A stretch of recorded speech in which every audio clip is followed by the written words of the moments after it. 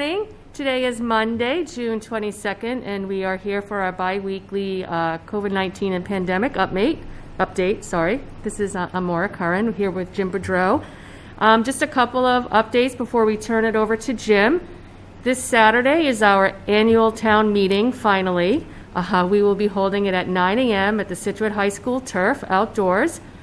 So Jim and everyone is going through the planning to keep everybody safe while we're out there and socially distanced. And we hope folks will attend so that we can continue to move our operational and capital initiatives forward. And in relation to that, on the website today, you will see the advisory board booklet. It is on the link right now on the advisory board page, but will soon be moved to the main page on the town website.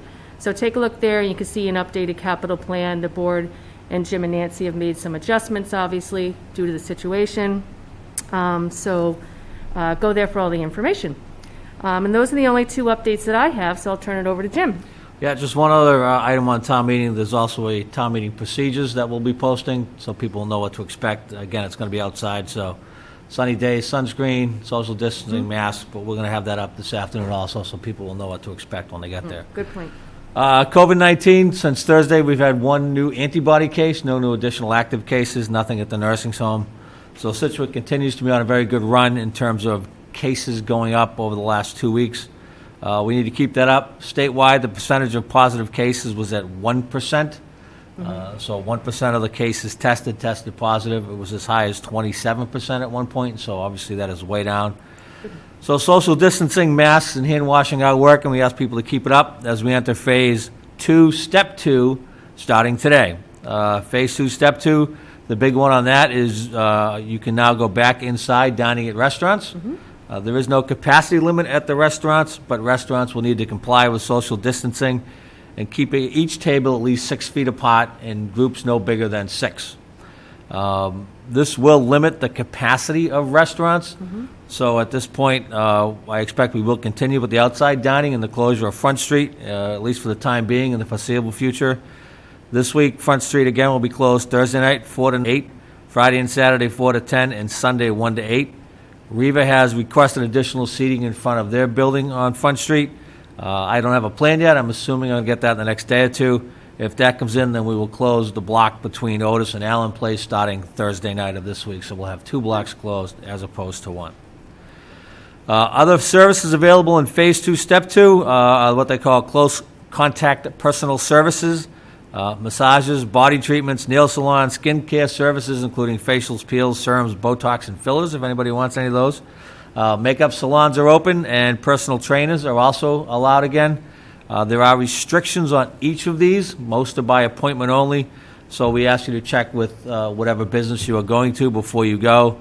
In addition, retail dressing rooms will be available by appointment only, and office capacity has increased from 25 to 50%. The drawback of Phase 2, Step 2 starting now is that the governor has pushed back the start of Phase 3 from 6/29 when it was supposed to occur to July 6th. So Phase 3 will be pushed back a week. That's gyms, Casinos. things like that, casinos, yep. So if you want to know what the Phase 3 openings are, you can go to mass.gov/reopening and see all those things that have been pushed back for at least a week. The beaches and the Spit were busy this weekend. I spoke to Chief Thompson. The Maritime unit said it's the busiest they've seen the Spit in a number of years. The beaches were crowded. I think people were doing the best they could. I saw some stuff on Facebook about social distancing. I think this weekend was a tough weekend for the beaches because of the tides. It was a midday tide right at the heat of the day. The beaches were the smallest. So we're not going to overreact to that. When we have better tides, we'll have better social distancing. But I want to remind people that need to social distance on the beaches and the Spit. If we do see our numbers start going up, then we might have to reduce the capacity at those places. We don't want to do that, so we're going to take into account. Again, it was a tough tide weekend for the beaches, but remind people, please try to stay safe and social distance on the beach. Okay. Reminder, Town Hall is back, full staff this week. It is available by appointment. Call the department you want to meet with, and they will set up an appointment and let you into the building when you come. You'll need to provide your contact information when you come into the building. We need to keep any Contact information of people who come into the building in case there is a case we can contact trace. Those things that you can do online, such as transfer station stickers and stickers in the beach and stuff like that, we still want you to do online. But if you need to come into the building, you can make an appointment. We are still thinking on track for July 6th to open the town hall to the public on a regular basis. Okay. Water Department wants to remind everybody again to please conserve water. Water usage is up significantly over the same period of a year ago. We are almost at July 4th levels for water usages, which is unheard of. In addition to the increased usage, well 22 will be coming offline this week to redevelop it.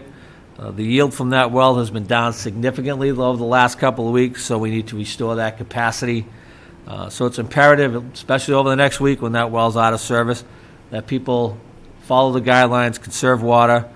A reminder, all outdoor watering must occur before 9 a.m. or after 5 p.m., and automatic irrigation systems are on a schedule based upon your precinct. The Water Department started issuing violations over the weekend, Good. and those are $50 to $100 a day, and we will continue to do that. It's kind of easy to tell who's watering their lawns and who's not, so that's the big thing. We do know that our population is up significantly from what it would normally be. We suspect that a lot of people that would normally just be here on the weekends are here all the time now because they're working from home. But, you know, someone being in a house is not driving water usage. It's the watering of the lawns and the washing of the cars and that type of thing. So please, we need you to conserve water. Some towns, Holbrook got over 2.5 inches of rain yesterday. Really? I don't think we got any. We didn't get any. So we do need the rain, but please conserve.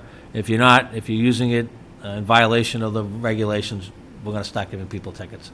And there will be guys working in the overnight because we know those sprinklers go off at 3:30, 4 o'clock in the morning. So there will be guys working in the overnight looking for violations. Taking a look? Yep. Okay. Finally, once again, a reminder, because we are getting to that time of year, about the brown water. The brown water complaints, again, we haven't received brown water complaints recently. But it's getting to that time. 4th of July is our bad weekend. If you have brown water, please report it. It's a data point. Also, we can send out the crew to look and see what we can do to make that better. So call the Water Department at 781-545-8735. Email at brownwater@scituatema.gov. I'll go to the town website, and you can find the water quality survey on the Water Department page. But I'll say the same thing I said every week. Your grandmother was right all along. Wash your hands, cover your mouth when you sneeze, and if you don't feel good, stay home. And the numbers, if they continue to get better, we'll be able to continue to expand and open things up. Yep. Thank you. So do continue to wear your masks. I know it's not always comfortable, but I see people out there, even at the harbor, wearing them, so that's great, you know, even when you're outside. So thank you for everything you're doing to keep us safe, and thank you to Jim and everybody else who's working really hard to make sure that we're compliant to keep the cases down so we can maybe someday get back to normal. So thank you so much, and have a great week.